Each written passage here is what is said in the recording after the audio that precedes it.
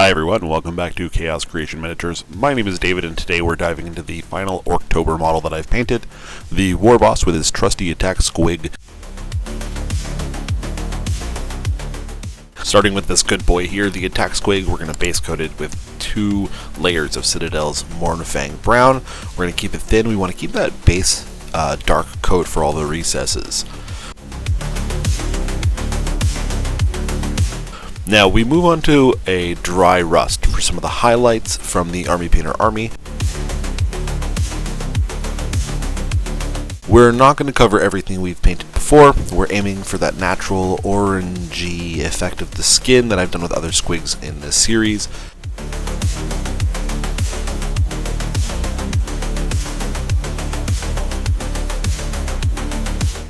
For the underbelly, we're going to mix Wraithbone White into that previously painted brown and blend it in.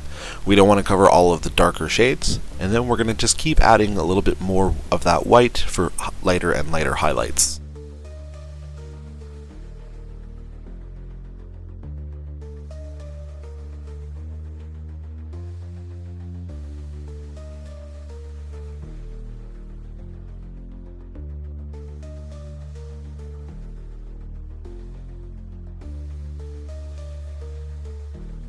For those vibrant orange highlights, we're going to mix the dry rust paint that we had applied and the fire lizard from the Army Painter War Paint set.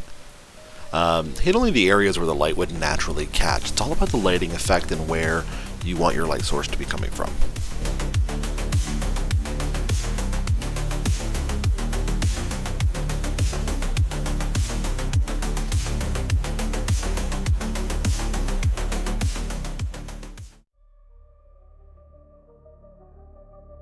Next we add Moon Dust Yellow for the sharpest highlights, and on the muscle peaks. Now this is where it's really going to start to pop.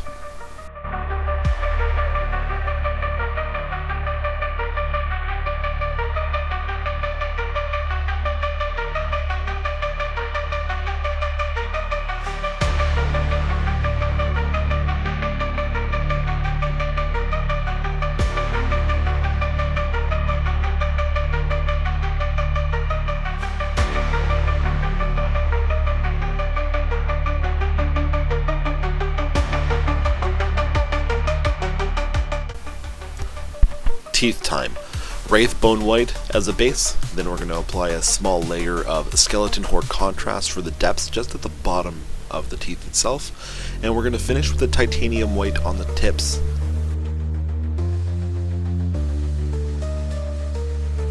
For the eyes, you start with a white, then a deep yellow, and then I think the green will pop more, so I apply a striking scorpion green and finish with another touch of moon dust, just to add a little bit of depth.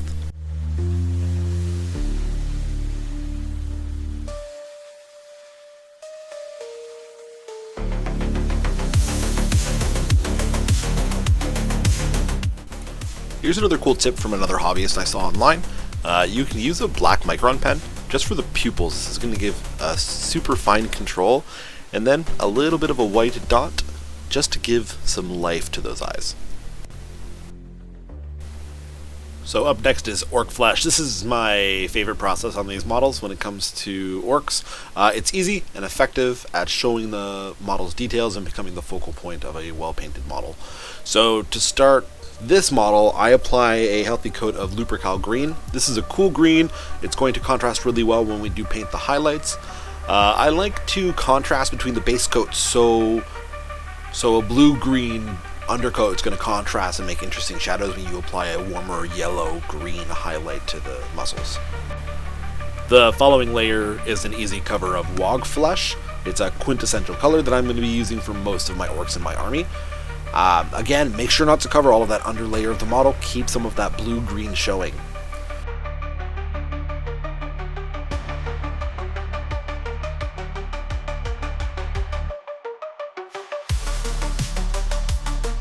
Starting to build up the highlights, I take the Commando Green from Army Painter War Paints, and this is the start of applying that warming feeling as though the sun is hitting that skin.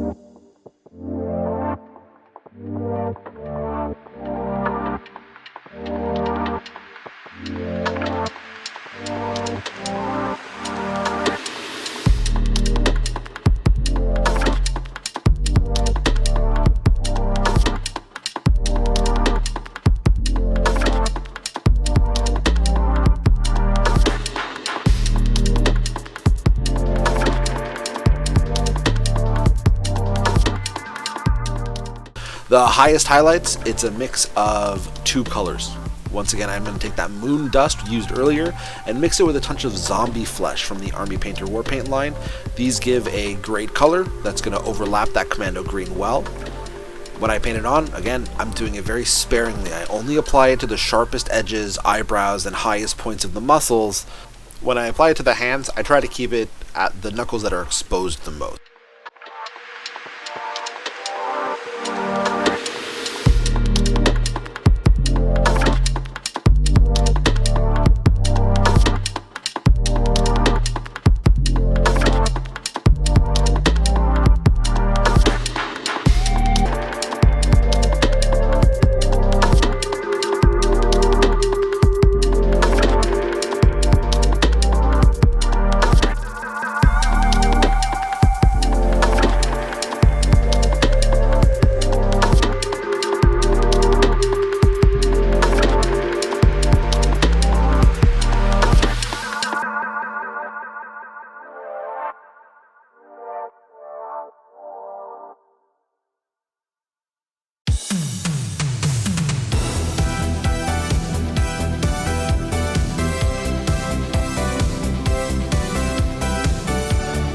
Moving on to the leather, it's pretty simple. I base coat with a coat of Lorn Fang Brown, like I did with the squid, and I slowly build up the second layer. It's going to be Fire Lizard Orange with some of that Wraith Bone and a bit of the brown. This is going to desaturate that orange and brown and give it a little bit of that lightning effect on the leather. I'm going to apply it in 2 layers in a kind of hatching motion. This is going to give the leather look a more authentic feel and also sell the cylindrical highlights of the legs and the shirt.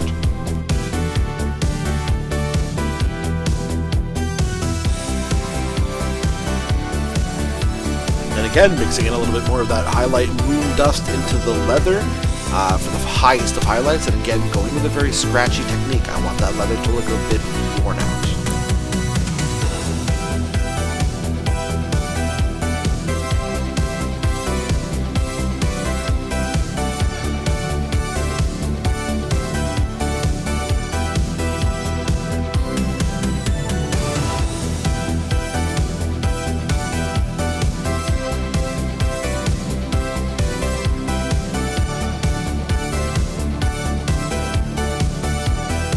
All reds are done with a base coat of Wazdaka Red. It's a decently soft red. 2 thin coats are applied to all of the red trim, the gun, and the main body of the clawed hand.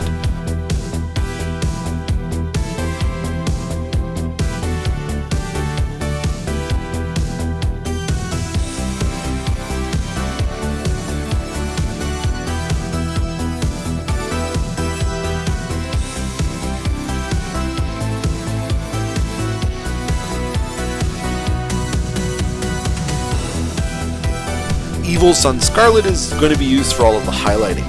This brings that saturation back into the piece and allows the beginning of the highlighting to take place in the kind of stylized near metallic metal that I use when I paint armor palettes.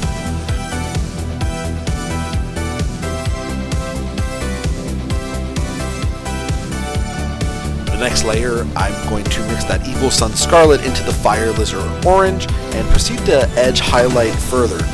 When painting red, you kind of have 2 options on how you want to highlight. You can mix with whites so that your red kind of give a pinkish hue, or you can add yellows and oranges and give it a warmer look. I tend to prefer the warmth of my red, so I opted for that process. I'm going to layer on the Fire Lizard Orange over the base coat, and once the midtone is finished, I start to mix in more yellow. For a lot of these, I'm just using a Flash Gits yellow to push the highlights further, and once I'm happy, you guessed it, I'm going to take out that moon dust yellow for the highest points of highlights and hit all those edges.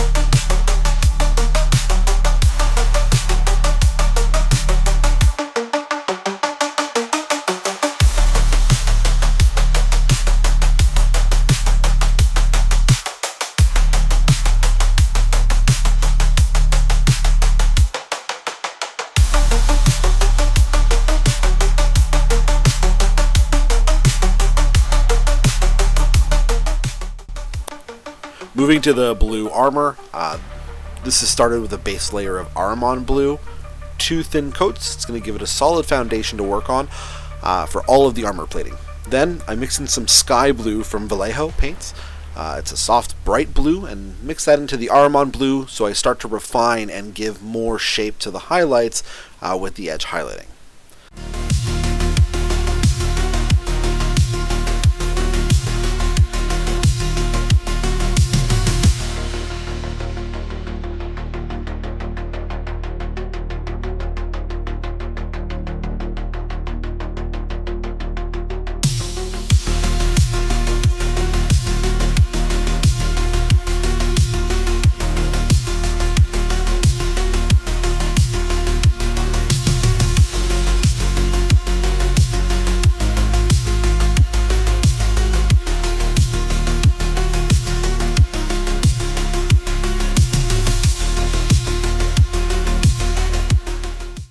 Creating a gradient around the edges of the panels, this is going to give a little bit more of an interest point for the eyes to settle on.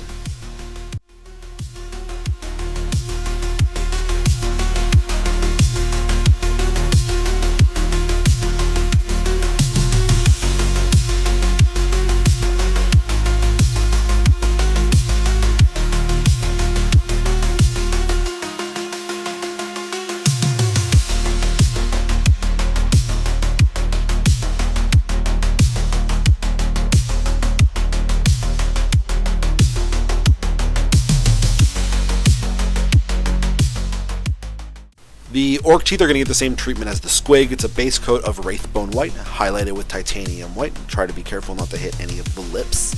Using some titanium white, I'm going to paint the claw. And this is going to prepare it for like a maximum saturation when I apply color.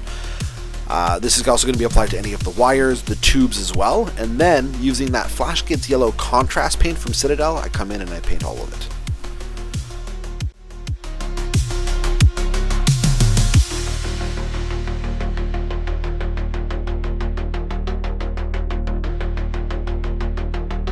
Then I'm going to pencil in the rough areas where I want that black stripe to be on the wires. Then I take a fine brush and very carefully follow the marks to make sure there's a consistent pattern on the wires.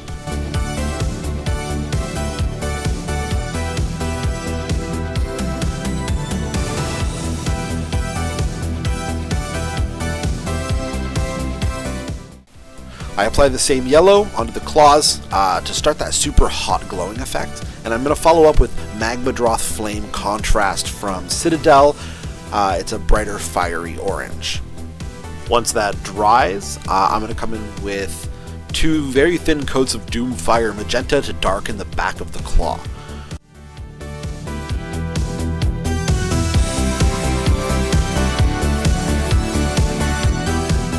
Once all of this contrast paint has dried, I take a dry brush and I apply it to the tips of the claws around the front edges.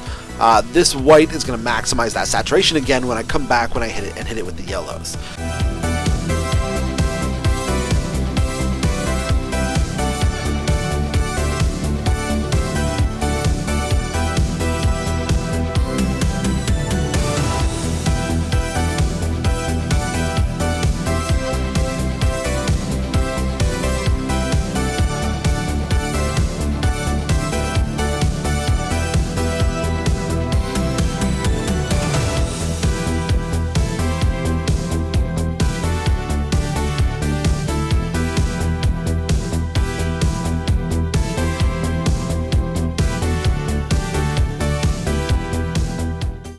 Then once again, edge highlighting with the moon dust yellow and slowly adding a touch of titanium white into the moon dust, and the brighter the yellows, the hotter the final look is going to be.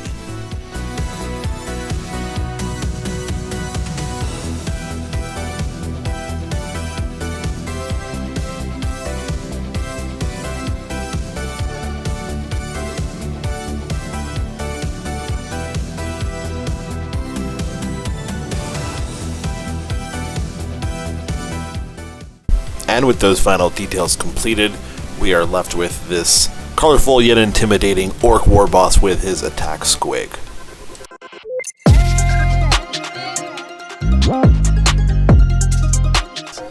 Thanks for sticking around for the final result. If you like what you see, please make sure to subscribe, hit the notification bell, and let me know if you want to see anything specific or have any questions in the comment section below.